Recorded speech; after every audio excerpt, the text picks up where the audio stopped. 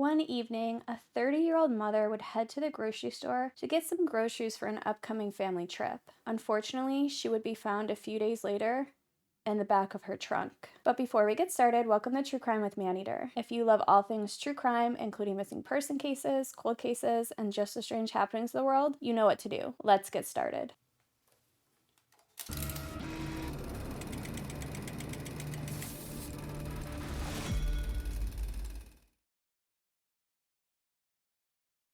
Mulberry, Indiana is this very rural small town. And when I mean small town, I mean small town. As of the 2020 census, there was only 1,200 people living there. And quite frankly, there's not much to do there. Some churches, maybe a few stores, a recreational park, but that's it. But on August 19th, 1977, this small rural community would wake up to a nightmare. On August 19th, 1977, 30-year-old Linda Sue Ferry was getting ready to go to the grocery store. Linda and her husband, his name was William, but he went by Billy Ferry. They had 3 children together, and they were planning to have a family trip out to the water to do some canoeing. Linda would leave the house that night around 9:30 p.m. in the couple's 1965 Oldsmobile. She had $120 in hand and was headed to a 24-hour Payless grocery store. The thing is, Linda would never return home. 5 days later, on August 24th, an employee at the National Homes Acceptance Company would make a grisly discovery. As this employee pulled into the executive parking lot, he would see a car that he didn't recognize. When this man got out of his vehicle, he was overcome by just this incredibly terrible smell. And as he got closer to the vehicle, he realized there were swarms of flies all around the trunk.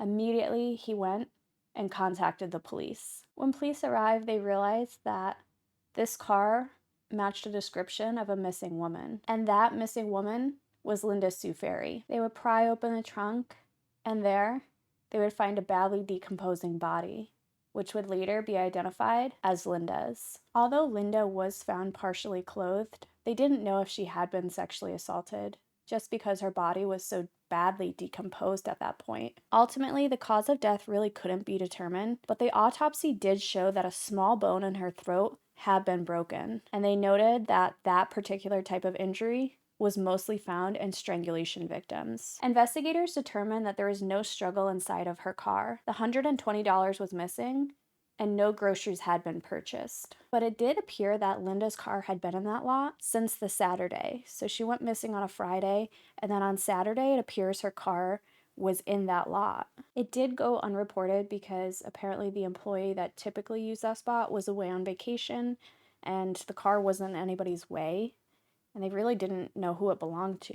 Unfortunately, police really had no suspects in this case. Of course, they started right at home with Billy, because the couple did have a strange history together. It appears that Linda and Billy had married in 1963, but did divorce in 1971. During the time that they were divorced, the couple apparently stayed quite close. And then in April of 1977, the couple would remarry. With their children, they would rent a rural farmhouse in Mulberry, and this was less than 6 weeks prior to Linda's death. And although Billy was thoroughly questioned by police, they don't believe he had anything to do with Linda's murder. Investigators would question one other local man because a tip reported that he was seen with Linda on the night of the murder at a motel. His name has never been released, and he was dismissed as a suspect when police did confirm he was in Florida that evening. But investigators would soon come to question if Linda's case was connected to another missing person's case.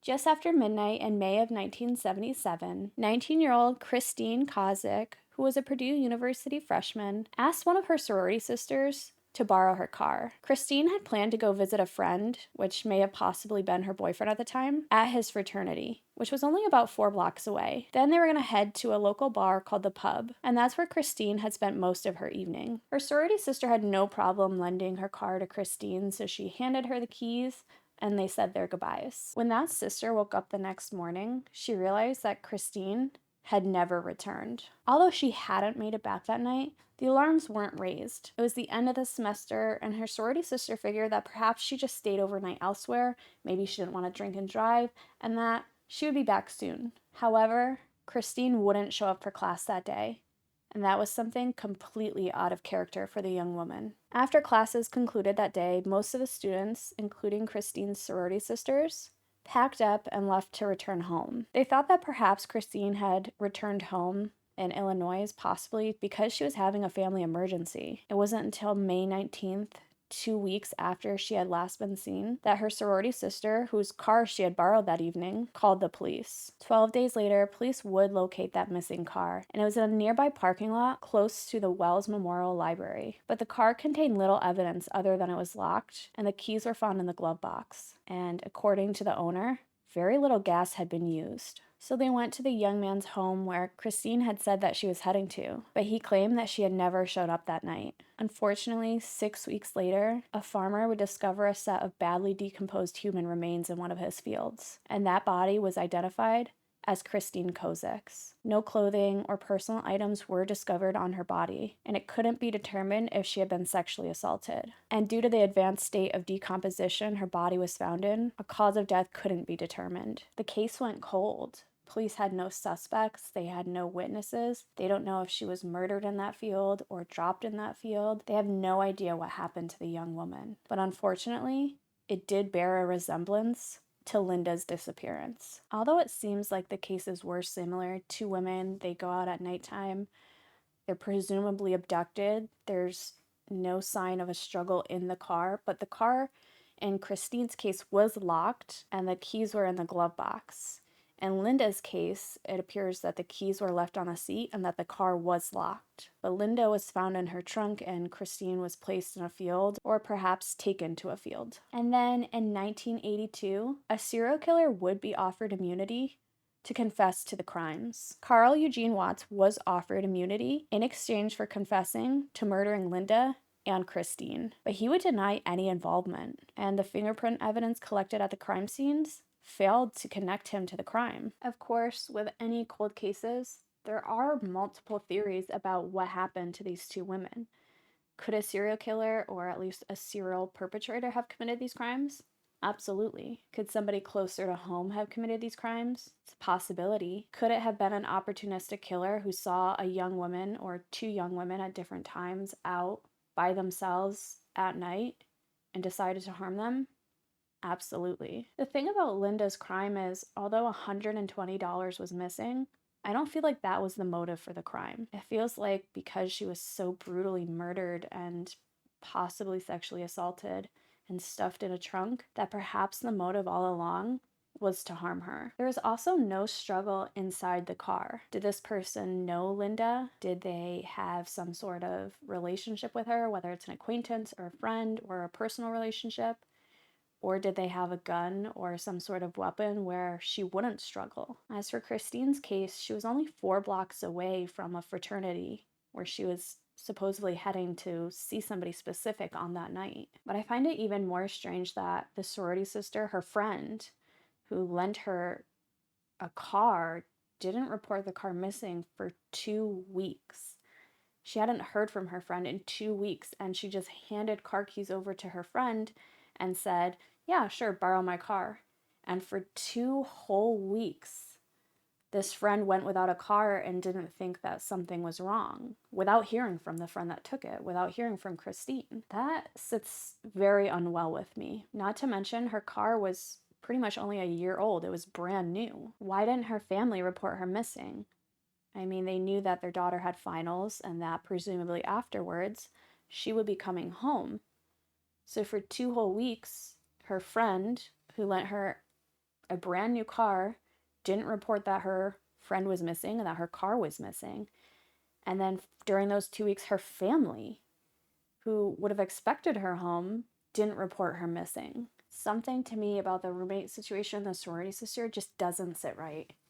I can't imagine that in 2023, I let somebody borrow my brand new car. It's 5 months old. It's my best friend. We don't know how close, by the way, these two sorority sisters were. Close enough that she felt comfortable asking to borrow a car, though. So perhaps my friend comes to me and says, hey, can I borrow your car just for a couple of hours? Absolutely, that's no problem. Here are the keys. I'll see you in the morning. They don't come back the next morning. Okay, not so strange. Maybe they didn't want to drink and drive. They stayed at a friend's house. They didn't return the next day. Okay, that's my brand new car. My friend isn't, remember in that time they didn't have really cell phones to contact them, but my friend hasn't contacted me. How does anybody wait 2 weeks at that point to contact police? I can't imagine loaning my car to somebody for a few hours and then 2 weeks later think they haven't returned with my car. Something about that is just so incredibly fishy. Something just sits so uncomfortable with me. And it could be something as simple as they lived in a sorority house. Perhaps she thought her friend took the car and parked it back at the sorority. Perhaps she didn't need it, so she didn't think it was strange that her car was missing. But again, this is a brand new car, and her friend told her she was just going to go for a couple of hours and be back. Why did nobody report this? And was that friend and the people surrounding this friend thoroughly checked? I don't know. I'd love to know your thoughts on these two cases. Are they connected? Do they have similarities? Or was this a case of two women who were met with opportunistic killers? Let me know in the comments. But that's it for today, guys. If you like this video or any other video on my channel, be sure to subscribe and turn on alerts so you never miss video upload. I'll be back next week with a new video, and I'll see you then.